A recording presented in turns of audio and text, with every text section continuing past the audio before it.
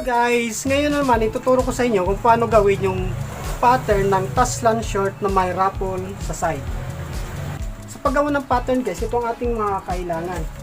Pattern paper, roller, at hip curve, tip measure, and marker. So ito ating gagawin. So ayun guys, ang gagawa natin ng pattern ay large size. So una, gagawa mo tayo ng naka borderline dito sa taas. Yan. Tapos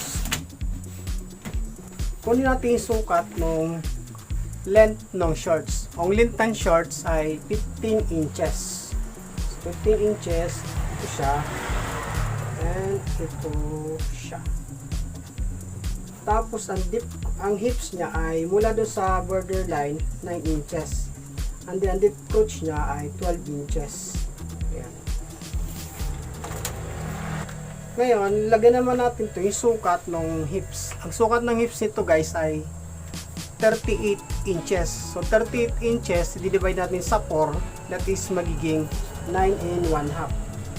Bakit natin i-divide ng 4? Kasi guys, pag gagawa tayo ng pattern ay 1/4 lang kailangan natin dun sa kabuang sukat na ating gagawan ng pattern. So 9 and 1/2 na to, lalagay din natin ito sa waistband, dito sa waistline, sa pinaka borderline, to 9 and 1/2. And then ganun din dito sa deep crotch, 9 and 1/2. Guhitan na natin pababa. Yan. Guhitan na natin ito diretso, ito sa deep crotch. And ito naman sa hips.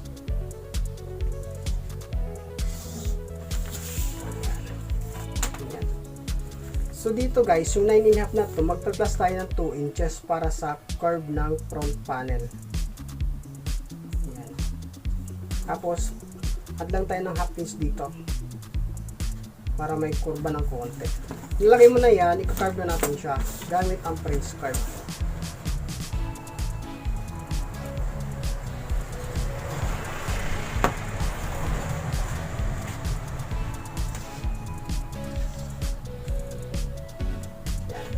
Ito na yung ating front panel.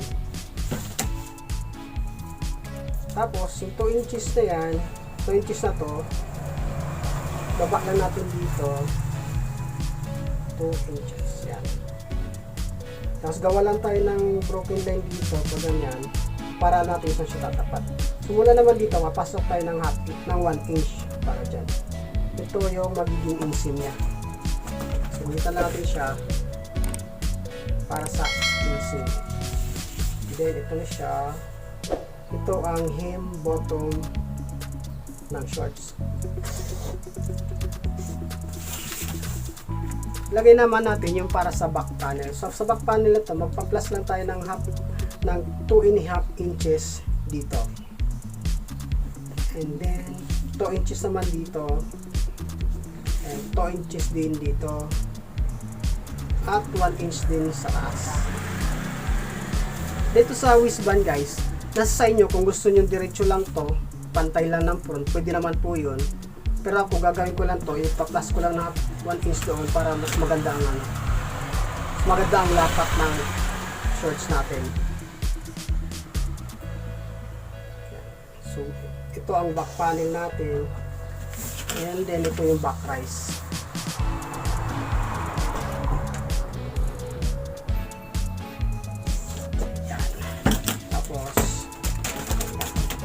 Diretso lang natin ito.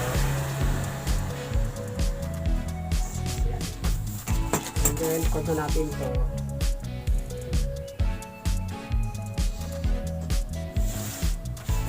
Then, ganun din dito guys. Maglagay lang tayo ng broken line dito na diretso para natin saan siya tatapat.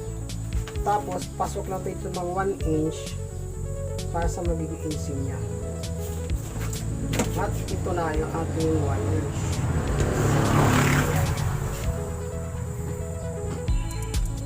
Ito na ang ating pattern ng Taslan short na size large. So ang laylayan nito guys ay curve ito, hindi ito diretso. Kukurve lang natin siya mula dito pa ganun.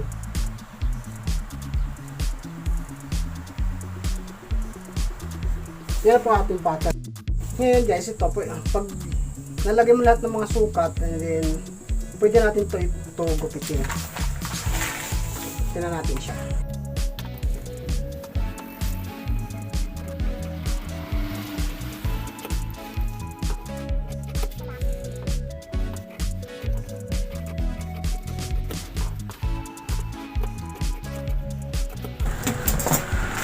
Ito na yung ating back panel. Ito yung back, ito yung back, ito yung front. Ayan, kunin natin yung front. Tanggalin na natin to.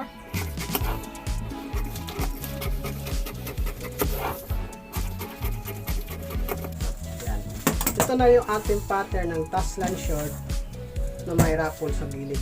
So ito guys, kasama na dito yung allowance nung garter at saka yung sewing allowance dito. Dahil ito guys, wala itong fold ang laylayan dahil raffles ang ilalagay natin dito. Ang size nito ay large. Ang putol lang garter nito guys ay 24. So ang magiging finish nitong output ay ang waistline niya is 23. Kung nagtitipid ka sa tela, pwede mo itong hatiin, biyakin para mas tipid sa tela. Pero kung gusto mo matipid ng operation, buo na lang ganito, dapat mo sa tela. Pwede naman po yun. So yun lang po guys kung paano to gawin ang pattern ng Taslan short with raffle. Ang kasunod naman ito guys ay tuturo ko naman sa inyo kung paano buuin ang shorts na to. Yun lang at see you next video. Bye bye.